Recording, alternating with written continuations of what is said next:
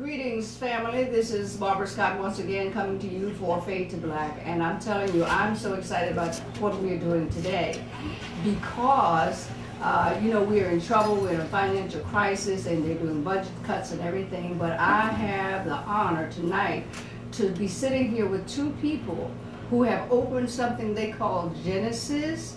That's like from the Bible in the beginning. This is a shelter situation for homeless males and females. It is unbelievable what they're doing on shoestring budget. I just had to get them on because what we're about is bringing you positive information about people who are doing great things in the neighborhood. And they're right over here in Hollis, and they're going to tell you exactly where to find them and send those donations so that they may keep this program rolling. And later on in the program, you're going to see some of the people that they have helped, and they're going to tell us about some of their success stories. As a matter of fact, Mr. and Mrs. Brody, or Minister Brody and Mrs. Brody, or however you want to say it, this dynamic duo here, they are taking care of business in the hood, and they will tell you about some people who've come through here, how long they've been here, and what God has in the future for them. And with that, I'd like to introduce you to the Brodys, and they're going to give you their address and how to get in touch with them. Keep it rolling. Hi, I'm Minister Helen Brody, and we're here at Genesis Transitional Housing Ministries. We are located in Hollis, Queens. Our address is 195-12 Hollis Avenue, Hollis, New York, 11412. Our phone number is 718-217-6530. Our website, www.gthminc@aol.com. We also would like to make you aware that we also have another location in Brooklyn. That's an all men's facility, and that's a 40-bed facility located 1109 President Street between Bedford and Rogers. Hi, how are you? My name is Minister Brody. This is my beautiful wife, Helen Brody, and we are founders of Genesis Transitional Housing. It's a ministry that was birthed actually in a men's meeting at Allen AME Cathedral. And I just want to share a little bit of how God birthed this ministry. I was attending a men's Bible study on Monday nights, which was such a blessing, where just men get together and study the Bible and just fellowship. Oftentimes men don't like to really sit down and talk, and that was such a blessing. That was 10 years ago. And in one of those Bible studies, the minister that was head of the men's ministry at that time, Reverend Horace Stewart, he did an exercise with the men, and he asked all the men to, I guess it was about 80 men, close our eyes and think about somebody that we left out there.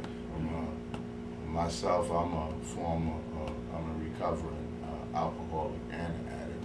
I've been clean, sober for 23 years. Well, August 8th to be 23 years. This was 10 years ago. I closed my eyes and I thought about some of the brothers that left behind that were still out there, and some that were, when I went into treatment in 1988, coming out of treatment and having a place to go. And I closed my eyes and I thought about that, and the next day I came to the Reverend. I said, I told him what I had visioned when I closed my eyes, and he said to me, that's how ministries are birthed. Go for it. And from that point on, I went and spoke to my wife, and told her, the Lord had put on my heart to open up housing for brothers and sisters that are coming out of rehab or TCs, and really didn't have a place to go, really back to the same community where they weren't strong enough and just needed a place to come and get some legs under them after the initial treatment. That was the vision. And so I spoke to my wife, and she came on board. I'm gonna let her speak for herself because she has her own testimony, her own story. But she came on board, and I went to my pastor, and I shared it with him, Floyd Flake. I shared it with him, and he said, go for it. And so from that point on, it became my passion. And so for 2 years, what I did, I purchased a van first, and I would go to shelters and then bring the brothers and sisters, bring them to the church, and we would sponsor them with dinner on Sundays. We did that, and then I would pick them up on Mondays. My wife would have the women for women's season, and I would have the men for Bible study. And we did that for about 2 years with our own vehicle. And then the Lord blessed us. I purchased an 18-passenger van, and I put Genesis Transitional Housing on the side of it, and we drove to the shelters, and we brought the brothers and sisters to church, and they would always ask, well, Genesis Transitional Housing, where is it? Where's the houses, you know? And we did that for 2 years, and then a brother that sung with me in the choir had some property, and so voila, there came the houses. But what I like to, mention about that is that it wasn't nothing.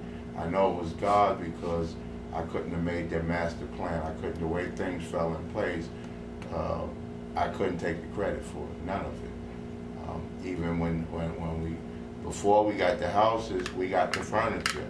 There's another brother in the church, well, he's a reverend now, Reverend Gittens, working up in Columbia University, and he seen the van, and he knew my vision, and he asked me, he was doing the managing up there, he asked, were you still opening your house? I said, yeah. He said, well, we got furniture.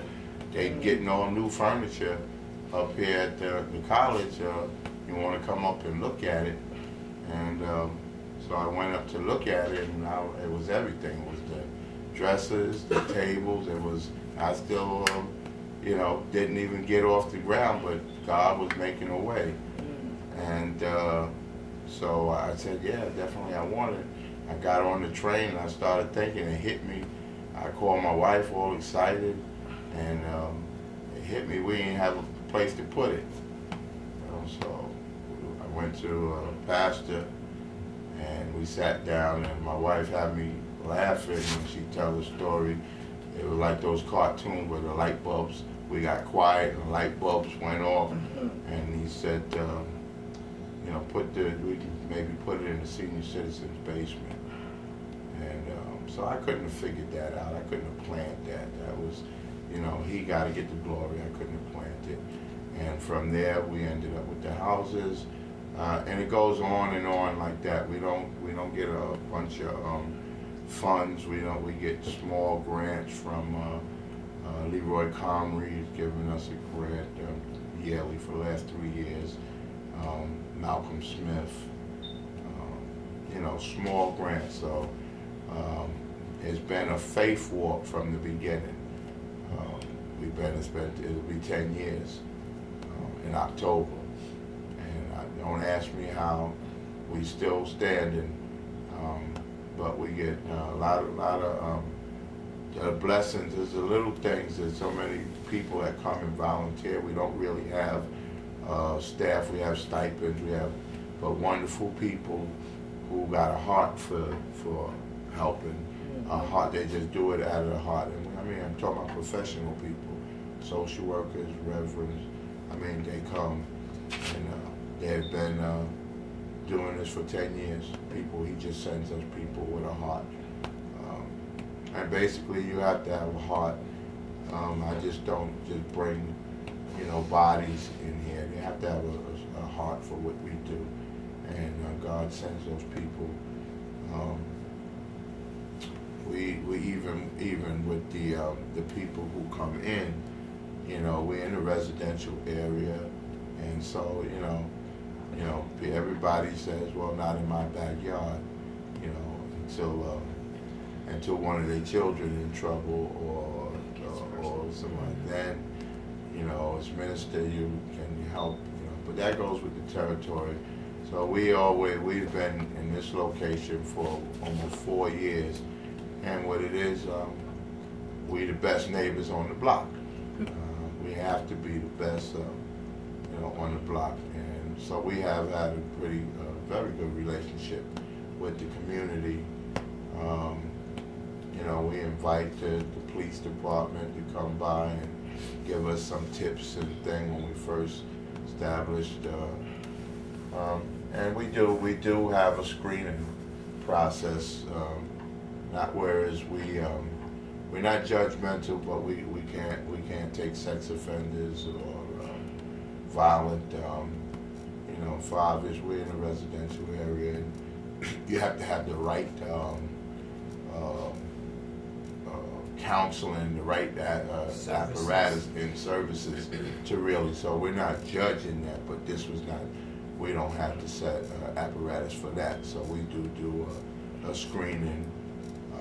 But basically, what I like to say, we just really reaching out to men and women going through a season of brokenness. And it could be anybody's child, anybody's husband, anybody's wife. Because alcohol and substance abuse is rampant even in the church. And I think we're there to be a beacon of light, because it doesn't have to be the end with all this. There's hope. And I think every day that we exist, we're a testimony to what God can do. I've since went to school, got my bachelor's degree. I'm a credentialed alcoholism counselor, licensed evangelist, and just a better husband, and that's just by the grace of God, because some years back I couldn't really sit here and really hold my head up and know who I am and where I'm going, and if I can help somebody else do that, that's what I'm called to do. Sometimes I'll pass. Well, not sometimes. You read the Bible. Joseph and their past end up being a powerful force for their future, and that's how I'm taking up too much time. I can talk about Genesis because it is my passion.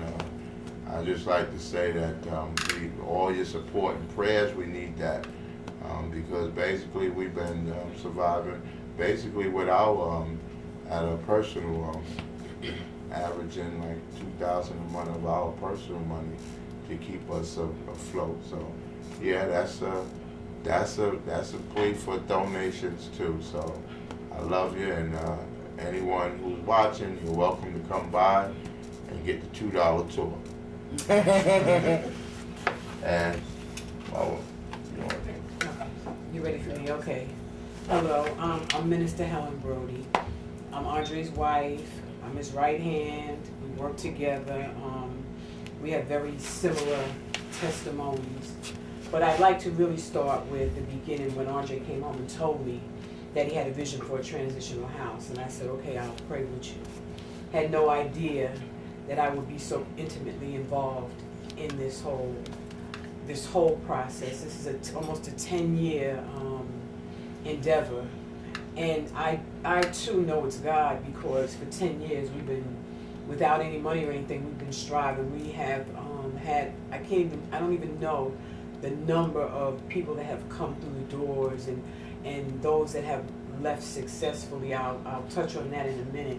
But we touch many, many, many men and women who are in need. I am the one who does the screening, so I speak with everyone before they come in. And everybody doesn't want to come in one reason is because we are faith-based. We are a spiritual program. We believe that God is the center of everything that we do. We've had residents who come and gone on to get their own places, to obtain jobs, to be able to go back out into society and be viable members of society. One of our first faith-based. Make sure you let them know you don't have to be a Christian to come. But that's not a quack. That's not a right. But yeah. No, I want to clear that up. Okay, you don't have to be a Christian. Right. You know, we believe in God. You don't even have to believe in God. We have Muslims. It's up to you. It's up to you if you want to come. What I wanted to talk about, one of our first residents came to us. He had been in prison for 16 years, discharged to one of the men's shelters. And one of our volunteers who worked with us knew him, spoke to him about Genesis. He came to Genesis. He is a master carpenter.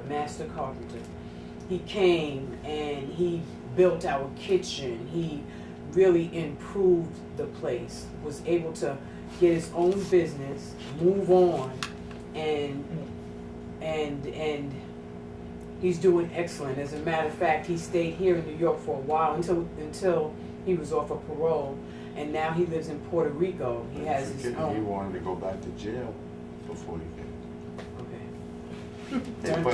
They put him in a shelter from prison, 16 years, and he was in the parole officer. He was wanting to go before he go back to the shelter. He'd rather go back to jail, and one of our residents was at parole, and that's how he came. I said that. I told him. And that he was in prison. Yeah. That's why I wanted that he was going back to jail. That's what I'm told. Yeah, he did. He said that he would rather go back to jail than go back to the shelters. The shelters are not good, not conducive for any kind of life, not conducive for anything. And he felt that he would do better in prison than he would do out here. And so he came to us. He came and he grew. He did the programs that parole mandated him to do. Started his own business, and now lives in Puerto Rico, a master carpenter, and he has his own business. He's in the process now of building his own house there. So that's just one of the residents, and one of, I believe, the effect that Genesis had on him to be able to strive and to be able to get his life together and be able to, and even get his children back in his life, because his children weren't even in his life. So I wanted to talk about that. Even there's so many people who have moved on. One brother, he wasn't even at Genesis. This was prior to Genesis, when we would just go to the drug treatment and the shelters and pick them up and bring them to church. Called us from Texas one day to say thank you, that you cared enough about us to pick us up and to expose us to the church and expose us to positive people. He is a truck driver who lives in Texas and now has his own truck and is able to go and he got his family back together. This was such a surprise. He called us from Texas. He said, you might not remember me, but I want to thank you.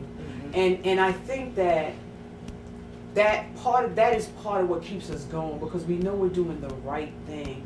We know that we've heard what God said and we're doing it, and it's really helping people. It's really helping these men and women who need a break. You know, my testimony, I have 23 years drug-free today, but that's through God's grace and His mercy, and it's one day at a time. And if He did it for me, I know He'll do it for anyone. And if He's empowered my husband and I and allowed us to do this to help others, then how could we not? I often talk about I'm ready to retire. I've lived longer than I'm gonna live. And I often talk about I'm ready to retire, but when I talk about that to, the folks that are close to me, they say, retire from what? What you gonna retire from? You're in a help ministry, so that's gonna always be what you do. And I understand that there's just time when I say I just want to retire. But the work that we do here at Genesis, I think, it is from the heart. It comes from the heart. I don't think that I don't get paid, and I'll say that I do not get paid for what I do here at Genesis, and I'm here at Genesis more than I'm at home. But I know that the reward is later on. I'm not even looking for that. I know the reward is in heaven. But places like this are so. Yeah, salary wouldn't hurt, but I understand, and I know that God takes care of us. He provides for us daily, and He does the same thing for Genesis. Places like this are so needed because I'm not talking about the city. The city is doing the best they can, but the homeless shelters, especially for single men and women, are not conducive to anything. We go out and do presentations in shelters and things like that, and every time I walk out of a shelter, I thank the Lord. I've been in shelter. I was homeless with my children 20-something years ago. And so I can understand and appreciate Genesis. Okay, with that, you have some clients here with you, so I would like to just ask your clients to introduce themselves, and I mean, I've been just listening, and I feel you because you know, I haven't done a shelter, but I'm close to some sisters and brothers who have, and I've been blessed not to. So that I would like for you, each of you, to just introduce yourself and say what you found in here, or how long you've been here, and how it has helped you. That's short. I won't ask you to go into a lot of detail, okay? And so, go. Hi, my name is Mona Pearson, and Mr. and Mrs. Brody and Genesis have saved my life. Basically, I was homeless, I had nowhere to go. I was coming out of prison. I reached out for help, and they were there. I mean, they're a blessing from God. I mean, like, I get emotional about it because, like, I have no parents. Mr. and Mrs. Brody are my parents. You know, I love them. All they express and give is love and help, and they are truly anointed with God's love and peace, and that's what it's about here. That's what it's about here. I mean, like, each one teach one, trying to lift each other up, letting us know that we're not alone, you know, and that there is somebody that cares. You know, a lot of us come from broken homes and all types of different situations. You know, most of our lives we thought we were alone. You know, but today I know I'm not. Fabulous. Absolutely. Absolutely. I tell you, you never know where your blessings are coming from, and it's just awesome. Go, sister. My name is Andrea, and I moved to Genesis in October. I'm now 7.5 months sober after over 20 years of horrible addiction, and I lost my apartment, and they sent me to this place that was basically a crack den, and it was horrible. And the outpatient program that I'm into for relapse prevention and processing group, some of my peers are at Genesis, so I got in touch with Mrs. Brody, and I was moved in by that night, and it was such a miracle because I would not have survived in that first place that they had me go to. And now I go to church every Sunday. I love it. They have me teaching Sunday school, which, I mean, if you had told me 6 months ago that I would be teaching Sunday school up in Harlem, I would have laughed in your face, probably said some not too kind of words, but I can't tell you how grateful I am to be here. Sounds like a walking miracle to me. God bless you, darling. Yes. Hello, my name is Eva Talinci. I am a survivor of domestic violence. I'm also an alcoholic in recovery. I've been in recovery so far 3 years, and I had the fortune that I think God placed me in the path of Mr. and Mrs. Brody, because I was in a residential program, and you know, my other companions were saying, well, why do you want to go there? And somebody informed me on the phone that it was faith-based. And even though I had completed that residential program, I still was not strong enough. You know, you still feel like, you know, you're battling, you know, you're scared, you're worried, you know. But when I moved into Genesis, the faith-based part about Genesis is the backbone for me, because my esteem has improved, and I believe there's God. God has given me a second chance. Yes. I believe that with the help also. I can't pay Mr. and Mrs. Brody, and I thank God that He has them for others like us that really need somebody like that that's positive and gives, you know, you're a human being. God is there for you. Yeah, and that makes the difference when people are not in it for the money, that they're dealing with the spirit piece, and they've been there, so they strengthened you in your spirit. And their doors are always open. If they're not here, the phones are always we're constantly on the phone, but they're there no matter what it is. They are there for us, you know. And the church, you know, that we go to St. Paul's, that also gives us so much, you know, hope. It gives you hope, and it gives you like a foundation that is solid. And you feel so good. You feel so happy, you know. I thank God and I thank them, you know. Wonderful. Thank you. And my brother. Hi, my name is James McLean. I've been here at Genesis for about 8 months, 10 months so far. Before I came to Genesis, I was homeless for about 1 year. Previous to that, I had my own house, my own apartment for about 6 years. But living in New York and trying to take care of yourself, it becomes difficult. And I lost my mother when I was 11, so I didn't have any